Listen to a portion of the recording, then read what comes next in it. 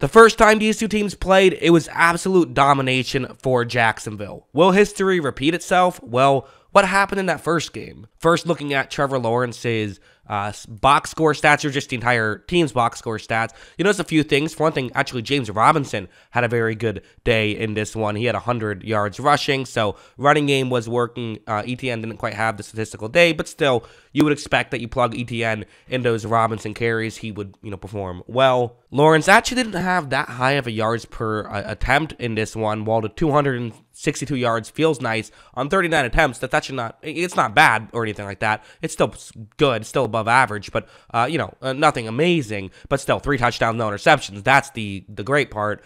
And then for the receiving, Zay Jones and Christian Kirk both had pretty good statistical days as well. That's most of what they got done offensively, and that that is what we're going to be talking about in this video. It's the Jaguars offense. I'll make a different video later talking about the other side of the ball. If you look at the Pro Football Focus grades in this game, this is every single Jacksonville Jaguars offensive player who had a snap and what their grade was in that game. The ones at the top are the ones who performed the best. The ones at the bottom performed the worst. You see that ETN actually had a very high PFF grade. So despite the lower yards per carry in this one, again, a lot of flukiness goes into that, so definitely think he should be able to have an effective rushing day, and we'll get more into that in just a second.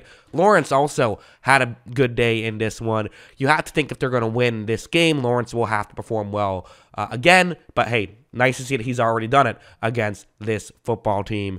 And even for the worst stuff, there's not anything too bad. I mean, okay, maybe you would like to see Cam Robinson play better, but a 55.4 grade for your worst player that got significant playing time, that's not that bad. You'll take that. Meanwhile, for the Chargers, it was not all a mess for them. There were some notable things. For one thing, a couple defensive linemen had some good days. Khalil Mack, Sebastian Joseph Day, Austin Johnson, those guys had good days, but still, it was not a great day, obviously, and especially in coverage. Some coverage issues happened there. So let's just get into the film and talk about it. So here's what the Chargers like to do a lot of is this quarters coverage, and they don't just do this. They have started mixing it up, especially these past, month or so. They're mixing it up more and more, but they still love their quarters coverage. This is still something they're going to do a decent amount of, and Doug Peterson is really good at scheming up against these types of coverages. That's definitely something that he has been very good at. Like, for example, this play where it's going to be it's quarters coverage, and you're basically just running a pick play right here. That's essentially what you're doing. Watch how when this play begins, you see that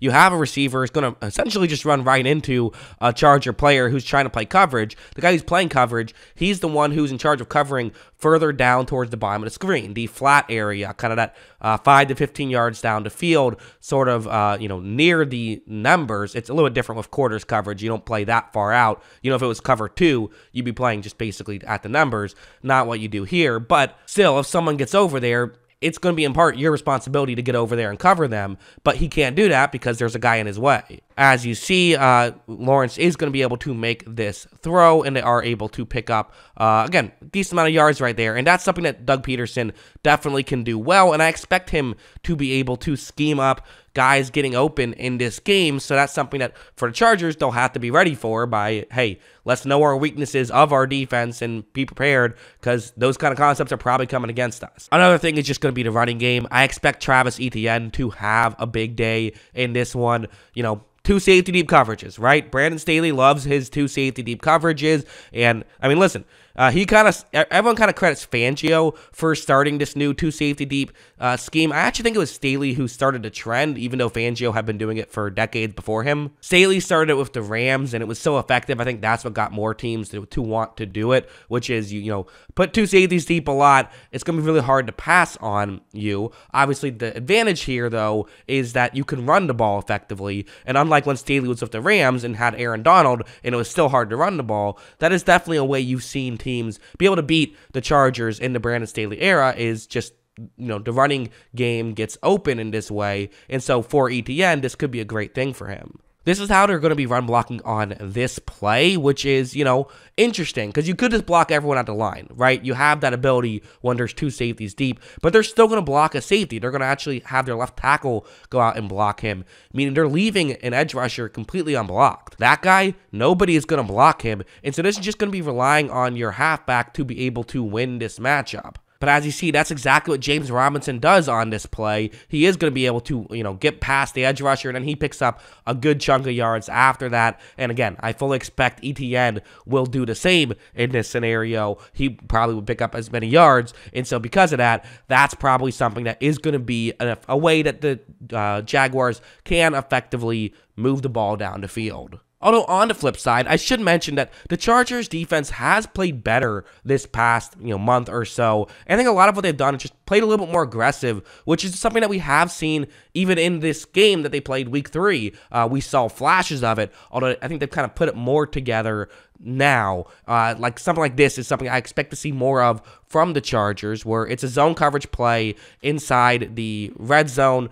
You have the way this concept works. You're gonna have a receiver who's kind of just running a clear out route, and then Christian Kirk fakes as though he's going to the outside, but then goes to the inside, where hopefully that area has been cleared out, and there's a window for Lawrence to hit him. As you see, Lawrence is going to, he takes a snap, he looks over, Christian Kirk is a little bit open, but not wide open. This is, a questionable situation, although Lawrence likes it enough to make the throw, which I can understand. But watch as that's Asante Samuel Jr., who just does a great job of closing out on that play. He does not give up a touchdown there, and that's something that they can do effectively at times, is things like that. And so it feels like that's maybe one way the Chargers can, counterattack is just by playing better defense, by playing better coverage, and by putting themselves in situations where they're not letting guys get completely schemed open, or when someone, there's a good scheme, they're still aware of it and can just be in position to where they can let their good ball skills come into play, because the Chargers secondary does have good ball skills. Say what you want about certain issues that they've had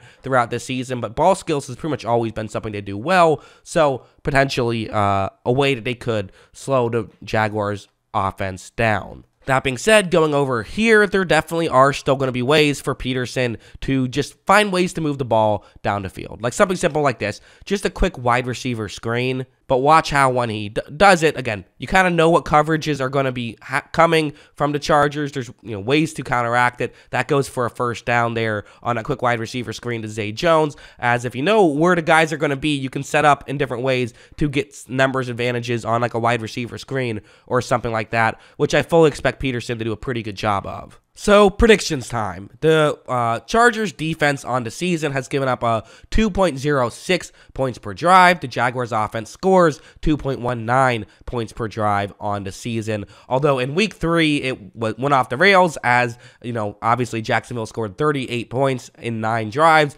That is 4.3 points per drive. If you did that, you'd be the best team of all time. If you did that consistently, it's rare for a team to break 3 points per drive on the season. That's typically what the all-time great offenses do. So again, kind of a fluky game to some degree, but they still had a very effective day. I think they're going to have an effective day again in the playoffs. My prediction is 2.5 points per drive, which would be 25 points in 10 drives if it's a 10-drive game. To me, that feels right. I trust that this Jaguars team should be able to scheme stuff open. I trust Lawrence won't play poorly like he did, last time we saw him. He had a rough game against the Titans, but I think that's kind of a fluke. I think they'll be able to scheme stuff open. I do think the Chargers should be able to make plays. I don't think it's going to be a disaster like it was last time these two teams played, but I still think that I like the Jaguars to be able to put up some points in this one. But yeah, that's what I think. What do you guys think? Let me know in the comments below. Always love hearing from y'all. Also, don't forget to, watch my video where I preview the other side of the ball and get my prediction for how this game is going to go.